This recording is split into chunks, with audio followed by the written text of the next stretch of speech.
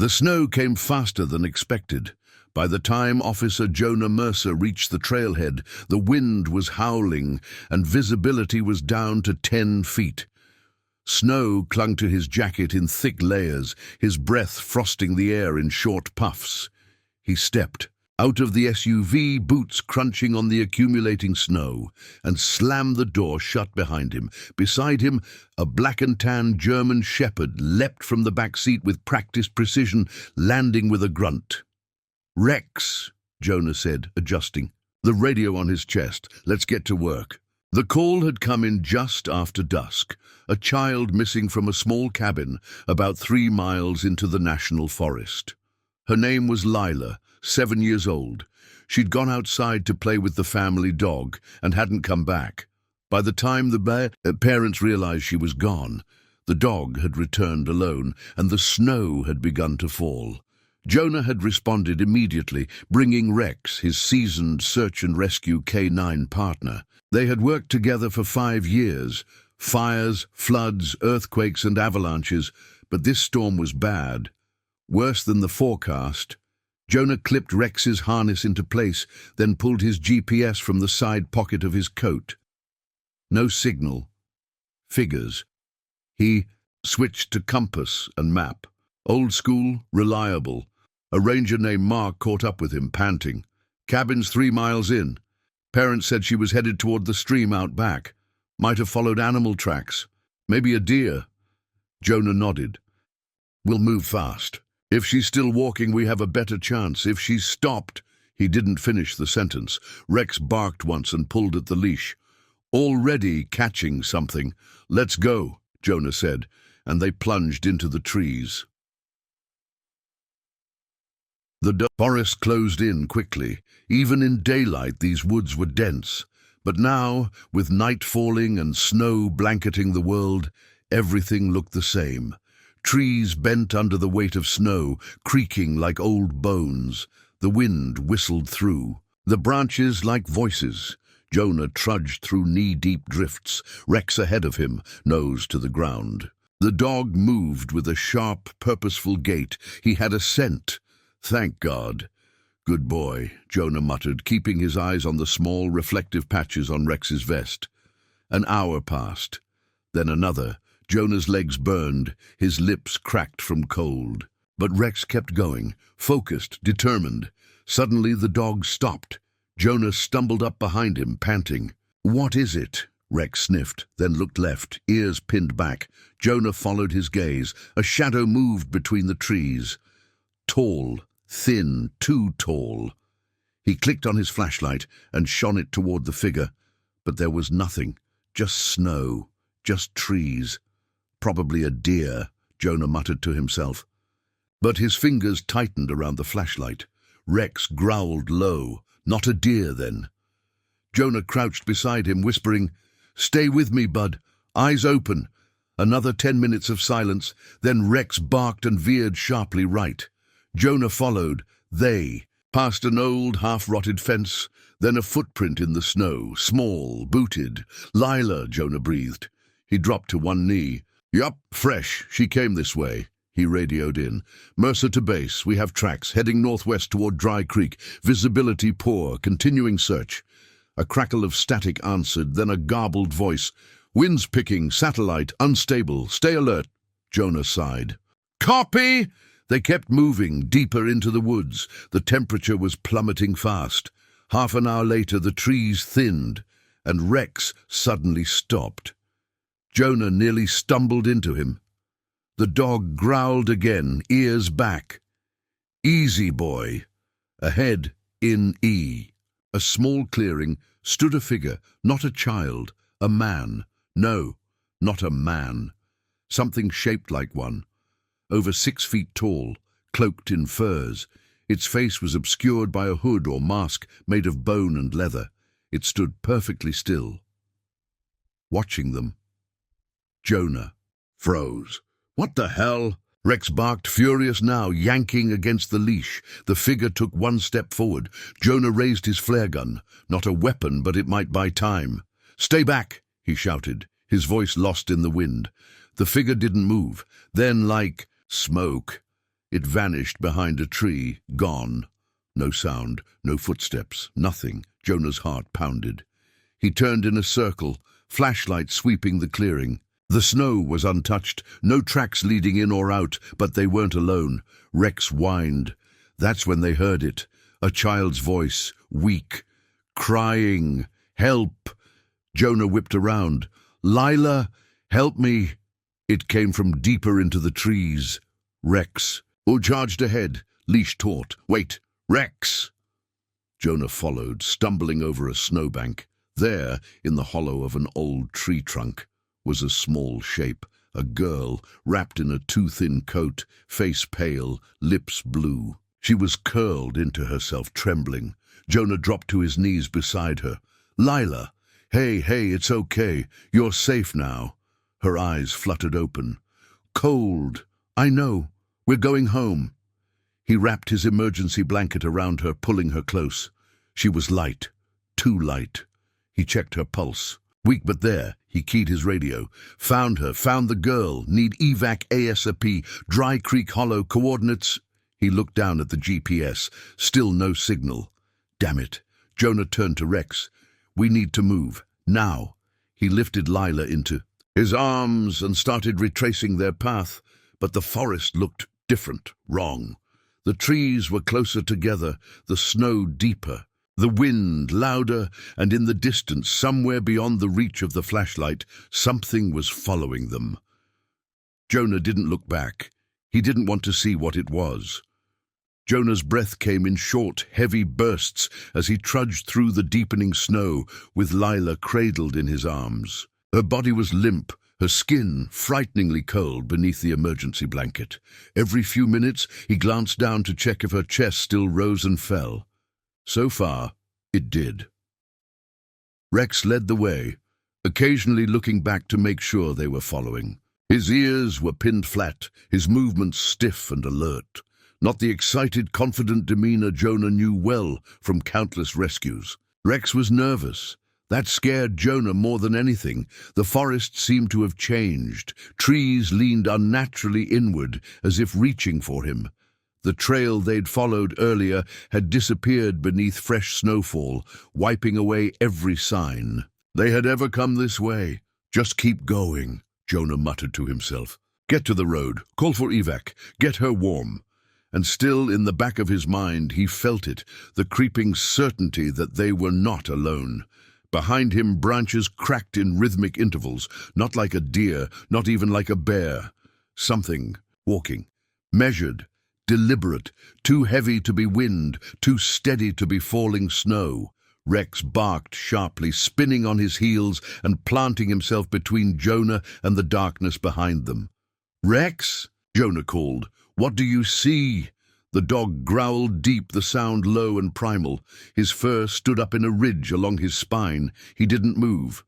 Jonah turned, flashlight trembling slightly in his hand. He swept it across the trees. Nothing. But the sound had stopped. "Okay, we don't have time for this," Jonah said. He adjusted Lila in his arms, feeling the burn in his shoulders. "Rex, forward.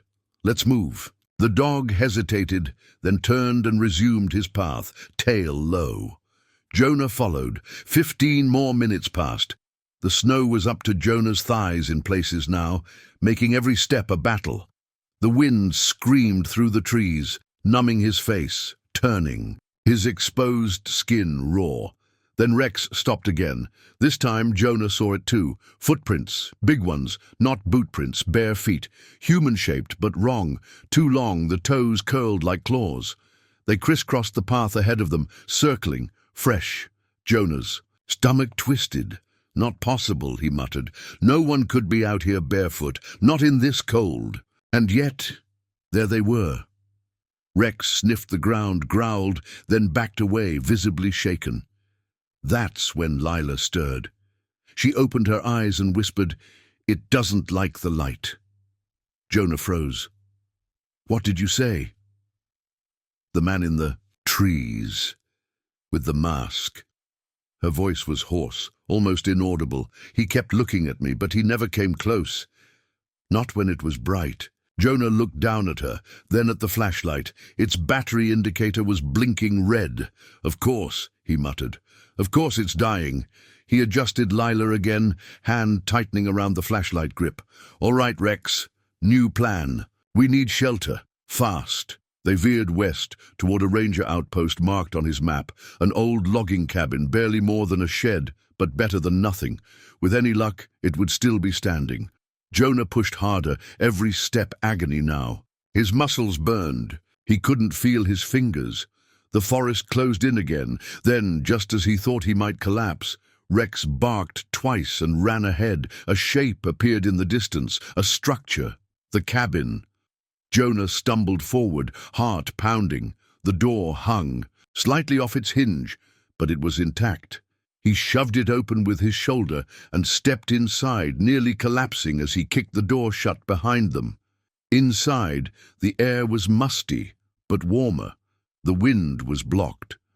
Jonah sank to the floor with Lila still in his arms. She shivered, but her eyes fluttered open. Rex sniffed every corner of the cabin, pacing. Then he returned and lay down at the door, keeping guard. Jonah pulled out his emergency flare gun and set it nearby. One shot, a signal, or a last resort. He took off his coat and wrapped it around Lila. "You're doing great, kid," he whispered. "We'll rest here, then I'll carry you out." Outside, the wind howled louder, angrier, then silence. Jonah stood, flashlight held high, and peeked through a crack in the window. His stomach turned to ice. A figure stood in the clearing, tall, masked, cloaked in furs, still, watching.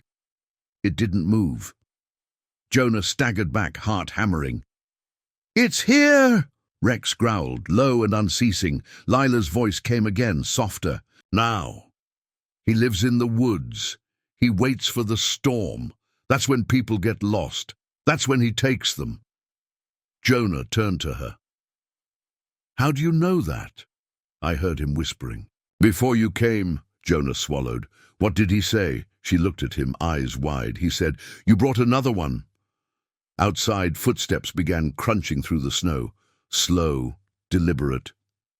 Rex stood, lips peeled back in a silent snarl. Jonah raised the flare gun, pointing it at the door. Closer, the footsteps stopped. Right outside, Jonah's finger hovered on the trigger, a scraping sound against the door. Not knocking, not scratching, etching, like a knife carving wood. Jonah glanced at Lila. She was staring at the door, frozen in terror.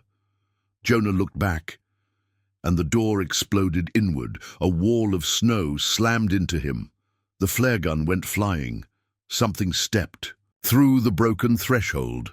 Not a man, not quite. A long face, animalistic, antlers woven with feathers and bones. Its eyes were black, bottomless. The air turned colder around it, like it brought the storm with it. Jonah reached for the flare gun. Rex launched, teeth bared. The dog slammed into the creature's chest, snarling, biting, snapping. The thing stumbled, shocked by the attack. Jonah grabbed the flare gun and aimed high. The creature threw Rex off with a guttural snarl, but it was already too late.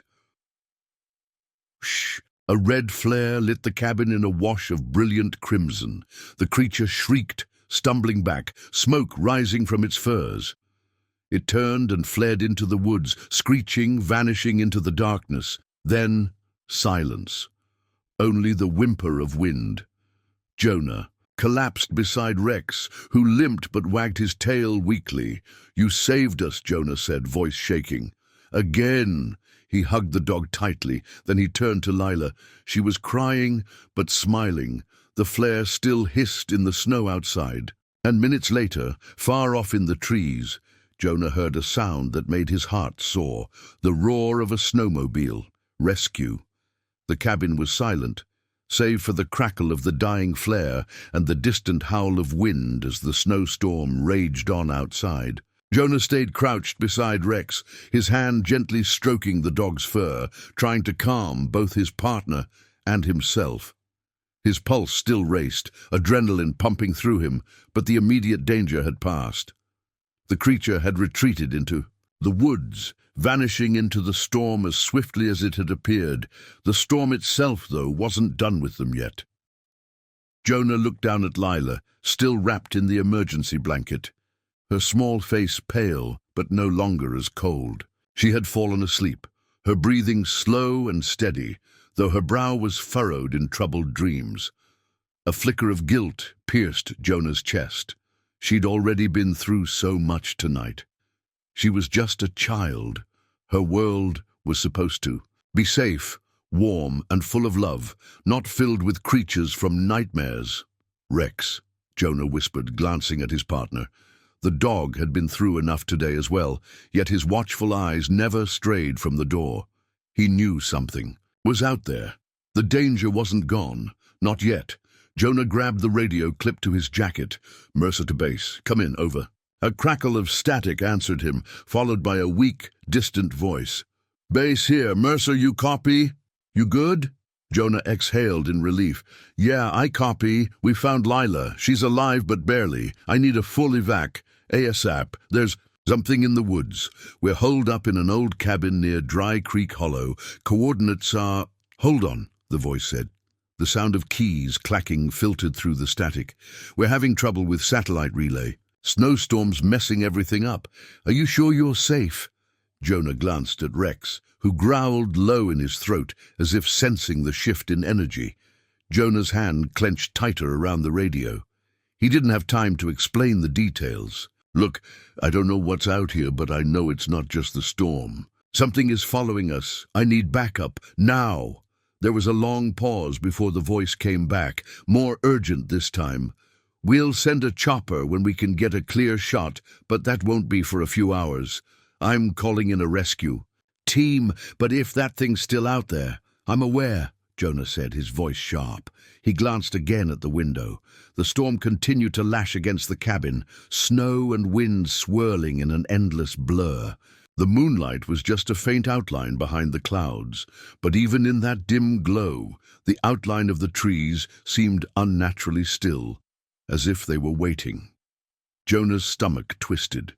The creature might be gone, but the woods still felt alive, with a presence that could not be explained. He cut off the radio. No need to hear more. They were on their own for now.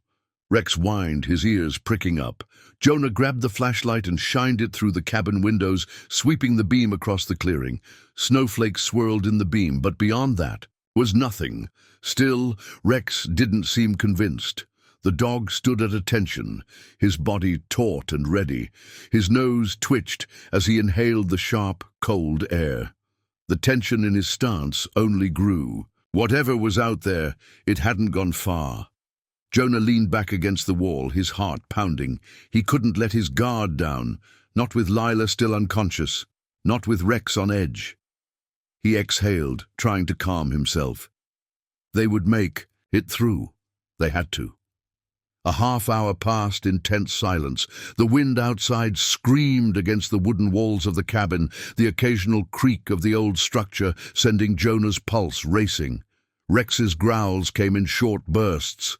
The dog, unsettled but still dutiful. Lila shifted, and Jonah looked down at her. Her eyelids fluttered open, and her small, confused gaze met his. Where are we?" Jonah smiled gently. "You're safe. We're in a cabin. You're doing great." Her lips trembled as she shifted against the blanket. "The man, is he gone?"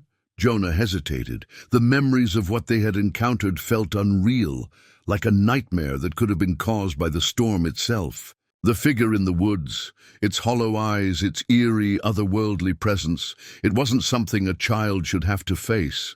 But he had no idea how to explain that to Lila. "He's gone," Jonah lied. "We're safe now. I'm going to make sure you get home soon."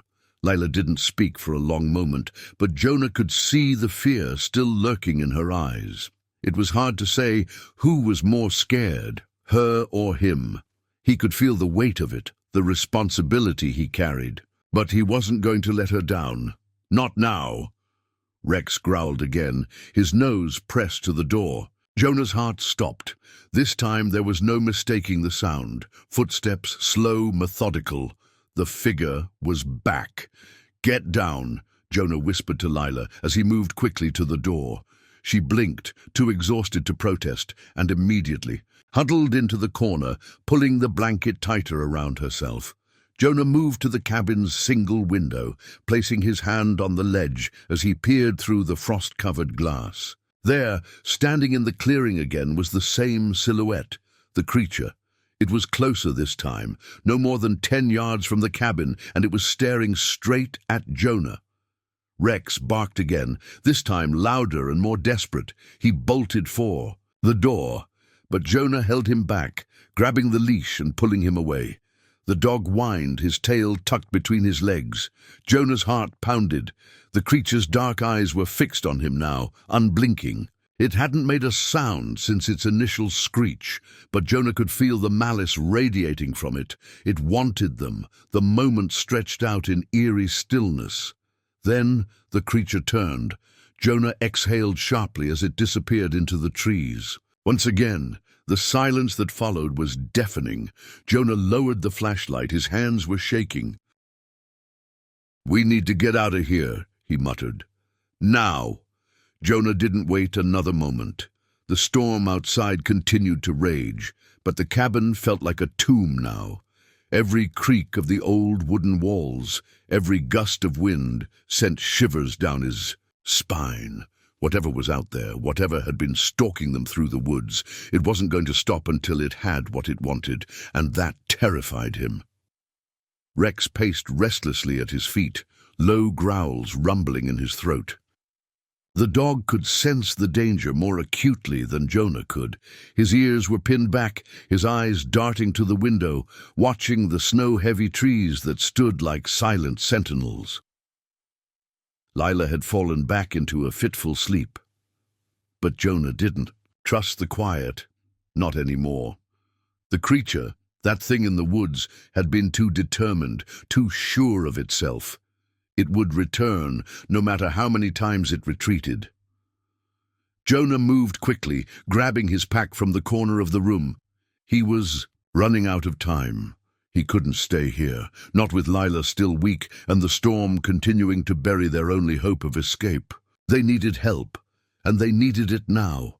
His eyes flickered back to Lila, still curled tightly under the blanket in the corner of the cabin. Her breath was steady, but the dark circles under her eyes told the story of the trauma she had endured. She'd been through so much in one night. A child should never have to see the horrors she had already witnessed. Jonah took one last look out the window. The creature was still there, just beyond the edge of the clearing, its outline a dark shadow against the endless expanse of white. It had stopped moving, but it hadn't left. It was waiting. He exhaled sharply, then reached for his radio. "Mercer to base," he whispered, his voice low but urgent. "Base, do you copy?" The static hissed for a long moment, and just when Jonah thought the signal had failed, a crackle of life came through the receiver. "We copy, Mercer. What's your status? Do you need immediate extraction?" Jonah's hands shook slightly, but he kept his voice steady. "Yes, we need immediate extraction. I've got a child here who's critically injured, and we've got something in the woods. I don't know what it is, but it's hunting us. You've got to hurry." The voice on the other end was calm but tense. "Hold tight. We've got a helicopter on the way. Just stay put, don't engage. The storm is making this difficult, but we'll get to you." Jonah's heart gave a small flutter of relief. Help was coming. But then a fresh wave of dread washed over him. The creature was still out there. The snowstorm hadn't made it go away. "Do you have a visual on my location?" Jonah asked. "No visual yet," the voice responded. "The snow's blocking our line of sight, but we'll be there soon. Just keep quiet, keep low. We'll guide you in."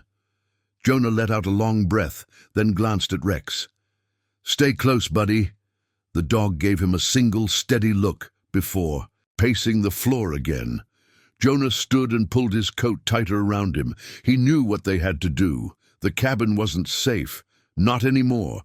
If that thing was waiting for them outside, they needed to move quickly, stay low, and stay hidden. He didn't care if it meant trekking through the storm to the extraction point. He would not wait here to become a target. Lila stirred once more, her small voice a whisper. "Where are we going?" Jonah smiled down at her. "We're going.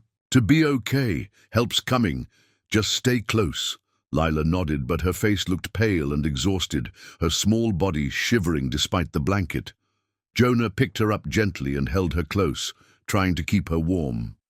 Rex trotted ahead, his nose pressed to the ground, his eyes alert.